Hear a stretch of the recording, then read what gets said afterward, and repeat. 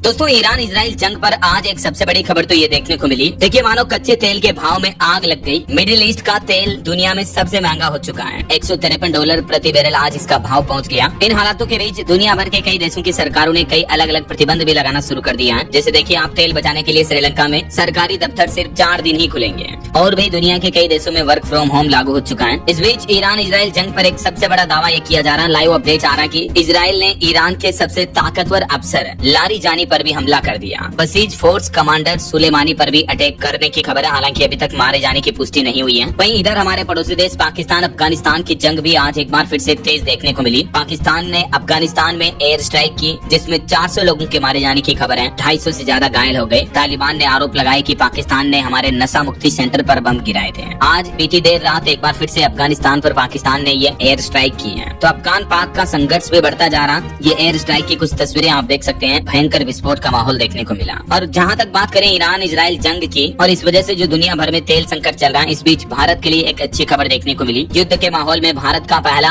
LPG जहाज शिवालिक तो गुजरात के मुंद्रा पोर्ट पहुंच चुका है। ये जहाज करीब 46,000 मीट्रिक टन एलपीजी लेकर आया, जो लगभग 32 लाख से भी ज्यादा घरेलू गैस सिलेंडर के बराबर है। तो इससे हमारे देश में एलपीजी सिलेंडर की सप्लाई जो कम चल रही है, क्राइसिस चल रहा है, उससे जरूर राहत मिलेगी। इस बीच 47,000 मीट्रिक टन गैस लेकर होर्मुज से लौटा एक और नंदा देवी जहाज भी है। ये गुजरात जामनगर के वडीनार पोर्ट पर एलपीजी लेकर पहुंचा है, जिसका शिप टू शिप ट्रांसफर आज से शुरू होगा। और ये हाल ही के दिनों में होर्मुज रूट से पार करने वाला एलपीजी लाने वाला दूसरा जहाज है। इससे पहले शिवालिक पहुंच चुका मुद्रा पोर्ट पर और अब ये नंदा देवी भी भारत लौट चुका है। तो 2 बड़े जहाज भारत में आ चुके हैं एलपीजी गैस सिलेंडर लेकर। तो जाहिर सी बात है इससे हमारे देश में सप्लाई बढ़ेगी। तनावपूर्ण स्थितियों के बीच भारत के लिए ये एक अच्छी खबर देखने को मिली है। दोस्तों आज अमेरिका और इजराइल जंग के बीच 18वां दिन है और इस बीच खबर है कि इजराइल ने ईरान के security chief leader Ali Larijani को निशाना बनाते हुए देर रात एयर स्ट्राइक की थी। ये देर रात के युद्ध की एयर स्ट्राइक की कुछ तस्वीरें भी सामने आ रही हैं, देख सकते हैं आप। ये फुटेज है, इजरायली एयर डिफेंस सिस्टम ने देर रात ईरान से आ रही एक मिसाइल को बीच में ही रोक दिया। हवा में ही दोनों आपस में टकरा गई मिसाइलें। और ये तस्वीर देखिए, इजराइल पर सोमवार रात ईरानी एयर स्ट्राइक का फुटेज है। वहीं अमेरिकी सेंट्रल कमांड ने भी ईरानी हथियारों पर हमले का एक फुटेज जारी किया। अब तक अमेरिका, इजराइल और ईरान जंग में 2400 से ज्यादा लोगों के मारे जाने की खबर है। यूएस और इजराइल मिलकर ईरान पर हमला कर रहे हैं और जवाबी कार्रवाई में ईरान आसपास के कई देशों पर हमला कर रहा है। Kuwait, Bahrain, Qatar, UAE, Saudi Arab, Oman, Jordan, Israel, Cyprus समेत कई देशों पर ईरान के हमले देखने को मिल रहे हैं। इस बीच दावा किया जा रहा है कि भारत ने होर्मुज रूट के पास अपने 2 युद्धपोत भी तैनात किए हैं, जो कि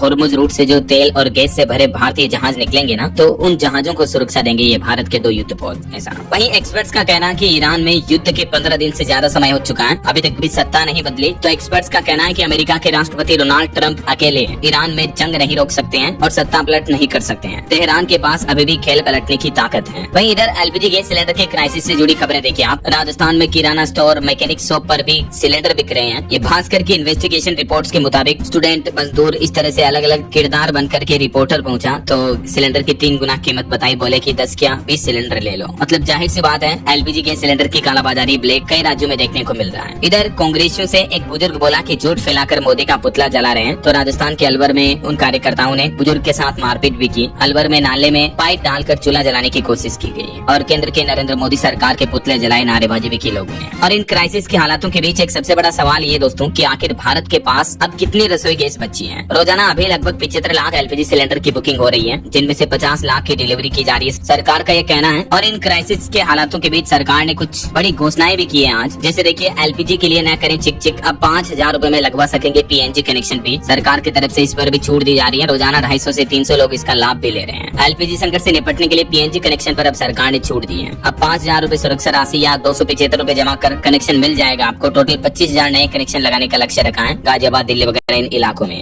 प्रशासन की तरफ से। वहीं सरकार का ये भी कहना है कि एलपीजी यूजर्स के लिए बड़ा अपडेट, आधार कार्ड ई-केवाईसी कराना अनिवार्य होगा, नहीं तो आपको परेशानी आ सकती है। और अगर आपकी ई-केवाईसी कंप्लीट नहीं है तो फिर आपको सिलेंडर नहीं दिया जाएगा। वैसे टेंशन की बात नहीं है, अब यूजर्स को ई-केवाईसी के लिए गैस एजेंसी के चक्कर लगाने की भी जरूरत नहीं है। आप अपने मोबाइल से ई-केवाईसी कंप्लीट कर सकते हैं। इसके लिए सिंपल स्टेप्स हैं, Aadhaar face RD mobile app download करना आपको और ये स्टेप बाय स्टेप फॉलो करके आप कुछ ही मिनट में अपनी ई-केवाईसी घर बैठे ही कंप्लीट कर सकते हैं, ठीक है ना। अच्छा, इन क्राइसिस के हालातों के बीच कुछ लोगों का तो ये भी कहना है कि जब हम सिलेंडर की बुकिंग करवा रहे हैं तो हमें डिलीवरी का मैसेज भी आ जा रहा है, लेकिन एक्चुअल में गैस सिलेंडर की डिलीवरी हो ही नहीं रही है और लोग शिकायत भी करें तो उनकी सुनवाई भी नहीं हो रही है। ये भी कई लोगों का आरोप है। इस बीच भारत सरकार एक नया प्लान कर रही है। भारत के एलपीजी संकट का स्वदेशी हल क्या है? 2020 से अटकी योजना अब संजीवनी बन सकती है। बात कुछ यूँ है दोस्तों कि एलपीजी के जैसे ही अब सरकार हमारे देश में DME को बढ़ावा देंगी, कुकिंग गैस के तौर पर DME यानी डाई मिथाइल ईथर। ये एलपीजी की ही तरह गैस का अल्टरनेट है जो भारत में ही बनाया जा सकेगा। कैसे बनती है डाई मिथाइल ईथर? प्राकृतिक गैस, कोयला, कृषि अपशिष्ट और कैप्चर की गई कार्बन डाइऑक्साइड से। और अच्छी बात यह है कि इसको सीधे सिलेंडर में एलपीजी के जैसे भरा जा सकता है, एलपीजी के साथ में भी भरा जा सकता है, तो इससे एलपीजी का माइलेज बढ़ जाता है। और अच्छी बात यह है कि इसके लिए आपको कोई अलग से चूल्हा या स्ट्रक्चर में नली, रेगुलेटर, सिलेंडर में कोई बदलाव करने की जरूरत नहीं होती है। जहाँ अभी आप एलपीजी सिलेंडर का यूज करते हो ना, सेम वहीं पर ये DME भी यूज की जा सकेगी। तो अब सरकार DME के मौजूदा उत्पादन को बढ़ाने और भविष्य का लक्ष्य पूरा करने का प्लान कर रही है, ताकि दुनिया में हम एलपीजी के आयात पर